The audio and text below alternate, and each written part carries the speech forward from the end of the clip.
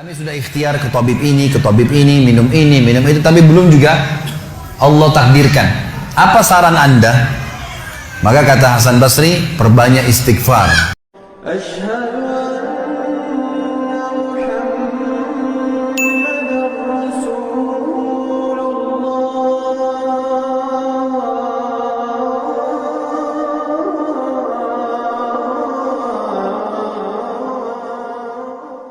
Secara khusus masalah istighfar.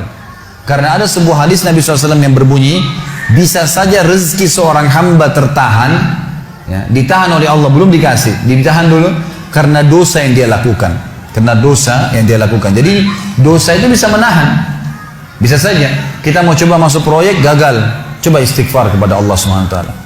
Kan? Jadi memang ada dosa yang mengganjal, intinya begitu. Pernah ada 3 orang datang kepada Hasan Basri rahimahullah, seorang ulama tabi'in yang masyhur. Datang 3 orang ini, dan Hasan Basri ini juga terkenal dengan kesolehannya. Kalau ngomong selalu surga, neraka, rahmat dan taubat dan azab. Itu saja berputar perkataannya Hasan Basri rahimahullah. Jadi orang sering datang ke rumahnya minta nasihat.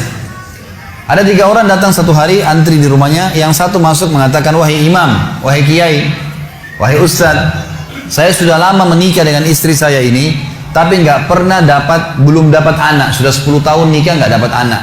Kami sudah ikhtiar ke tabib ini, minum itu, tapi belum juga Allah takdirkan. Apa saran Anda? Maka kata Hasan Basri, perbanyak istighfar. Perbanyak, ya, bukan kerjakan istighfar, perbanyak. Terus lisanmu astagfirullah wa atubu ilaih, astagfirullah terus diucapin, jangan berhenti. Gitu. Maka kemudian keluar orang tersebut. Masuk orang kedua mengatakan, wahai imam, saya sudah lama kena penyakit di perut saya, sakit terus.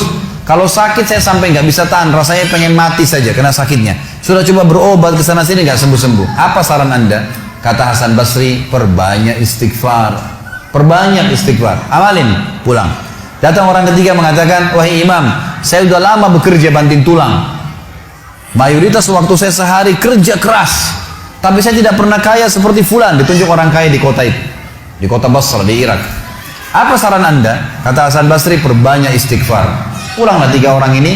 Lalu kemudian istri Hasan Basri bertanya, wahai suamiku, ketiga orang ini tadi butuh, satu mungkin dikasih modal, mungkin satu ditunjukkan tabib yang tepat, mungkin obat. Kenapa Anda cuma suruh istighfar saja? Kenapa enggak istighfar diikutin dengan yang lainnya, dikasih modal, dikasih obat? Kata Hasan Basri, wahai istriku, tidakkah kau dengar kalau mereka sudah ikhtiar dan sekarang tinggal mereka terbuntu, tertutup di sebuah pintu yang mereka tidak tahu bagaimana jalan keluarnya? Maka saya mengingat firman Allah dalam surah Nuh. Surah Nuh ini surah nomor 71, ya. Ayatnya ayat 10 sampai ayat 12. Nabi Nuh alaihissalam berkata kepada kaumnya tentang istighfar. Surah Nuh surah nomor 71 ayat 10 sampai ayat 12. A'udzubillahi minasyaitonirrajim, faqultu astaghfiru rabbakum innahu kana ghaffara yursilis samaa 'alaikum midrara wa yumdidkum bi amwalin wa banin wa yaj'al lakum jannatin wa yaj'al lakum anhara. Kata Nabi, kata Allah Subhanahu wa taala, Nuh berkata kepada kaumnya, istighfarlah, minta taubatlah kepada Tuhan kalian, sesungguhnya Dia Maha menerima taubat hamba-hambanya. Manfaatnya Dia akan menurunkan untuk kalian dari langit midrara. Midrar, kata para ulama tafsir, bisa berarti hujan yang lebat, bisa berarti rezeki yang non-stop, terus dikasih sama Allah bertubi-tubi.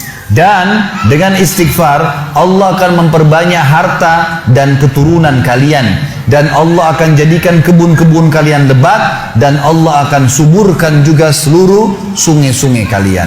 Jadi di sini manfaat daripada istighfar. Ada kisah yang lain teman-teman sekalian, kisah Imam Ahmad rahimahullah. Imam Ahmad rahimahullah dari 4 madhab tadi, Abu Hanifah, Malik, Syafi'i dan Ahmad. Ahmad bin Hanbal muridnya Imam Syafi'i. Madhab yang keempat, Imam Ahmad rahimahullah di akhir hidup beliau ulama besar hadis. Di akhir hidup beliau pernah terlintas di benaknya untuk mendatangi sebuah kota di Irak. Kenapa ke sana nggak tahu. Pokoknya pengen ke sana gitu. Imam Ahmad pergi ke sana. Tiba di kota itu, tapi saya tidak temukan dalam riwayat ini kota apa yang dimaksud. Tiba di kota itu, Imam Ahmad tiba azan maghrib. Lihat masjid, ada satu masjid, masuk masjid itu sholat berjamaah. Orang nggak tahu dia, karena zaman dulu orang tidak ada foto, tidak tahu lihat bagaimana wajah siapa orang ini, nggak kenal. Habis sholat maghrib, Imam Ahmad duduk sedikit baca Al-Quran. azan Isya dia ikut sholat. Selesai Isya, Imam Ahmad pergi ke pojok masjid, mau geletak tidur. Marbot masjidnya datang, dekatin. Wahai Syekh, Syekh ini dalam bahasa Arab 3 artinya. Bisa hal dari 3, bisa orang tua, Syekh, bisa orang alim, bisa orang kaya.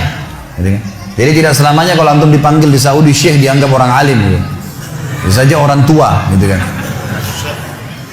Dipanggil, hai Syekh, orang tua maksudnya. Ngapain anda di sini? Kata Imam Ahmad, saya musafir, nggak kenal orang siapapun di kota ini. Besok pagi saya mau pergi, nggak ada tempat menginap, saya mau nginap di sini. Karena zaman dulu nggak ada penginapan-penginapan kayak kita sekarang, banyak hotel segala gitu. Kata marbotnya nggak bisa, masjid nggak boleh tidur. Kata Imam Ahmad, saya didorong-dorong keluar dari masjid. Orang ini nggak tahu kalau ini Imam Ahmad, kalau tahu mungkin diundang ke rumahnya. Ya. Tapi ini marbot, masya Allah, istiqamah ini gitu. Keluar dari masjid, ditutup pintu masjid sama dia. Imam Ahmad lihat orang yang sudah pergi, Imam Ahmad lihat ada teras masjid, tidur di teras masjid. Balik lagi marbotnya. Wahai Syekh, ngapain sini? Musafir, mau tidur, nggak ada tempat nginap. Nggak bisa Syekh. Teras pun nggak boleh, peraturan. Ini saya bilang tadi istiqamah luar biasa nih. Imam Ahmad bilang, saya didorong-dorong ke jalanan. Waktu saya lagi didorong ke jalanan, ternyata masjid bersebelahan dengan kios penjual roti. Ada satu orang penjual roti di sebelah masjid. Lalu dia mengatakan, Syekh, dipanggil Imam Ahmad, silakan ke tempat saya. Imam Ahmad pun datang. Dia bilang, saya punya rumah tidak jauh dari sini, ini kios saya, ada ruangan tempat tidur saya. Silakan anda pakai nginap, besok anda mau pulang silakan. Kata Imam Ahmad menceritakan tentang keadaan dia dengan penjual roti ini. Dia bilang, ada satu perilaku penjual roti ini yang unik. Imam Ahmad tertarik dengan itu.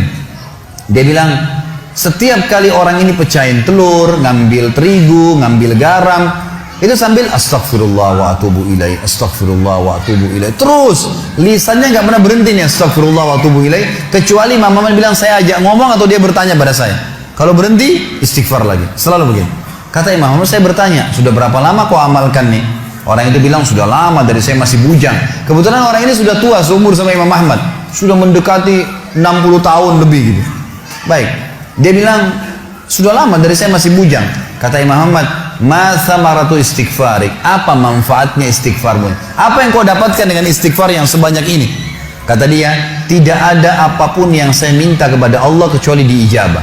Apa saja saya minta Allah kasih, tinggal satu yang belum Allah kasih. Kata Imam Ahmad, apa itu? Dia bilang, saya minta dipertemukan sama Imam Ahmad. Loh ya, kisah nyata. Imam Ahmad mengatakan, Allahu Akbar, istighfarmu lah yang membuat saya datang ke kota ini, tidak tahu kenapa. Istighfarmu yang membuat marbot masjid mendorong-dorong saya keluar masjid. Istighfarmu yang mendatangkan saya ke tempat ini, tempat praktekmu, ke rumahmu. Karena saya adalah Ahmad bin Hanbal. Saya adalah Ahmad ibn Hanbal. Bagaimana istighfar teman-teman sekalian mendatangkan rezeki yang luar biasa. Permintaan apapun didatangkan. Seorang alim ulama biasa didatangin, ini malah didatangkan sama Allah ke tempat orang ini karena istighfarnya. Dari memperbanyak istighfar manfaatnya sangat besar. Hadis Bukhari kata Nabi SAW, siapa yang mulazamah selalu istighfar, Allah akan jadikan jalan keluar dari masalahnya dan Allah akan berikan rezeki dari tempat tidak disangka-sangka.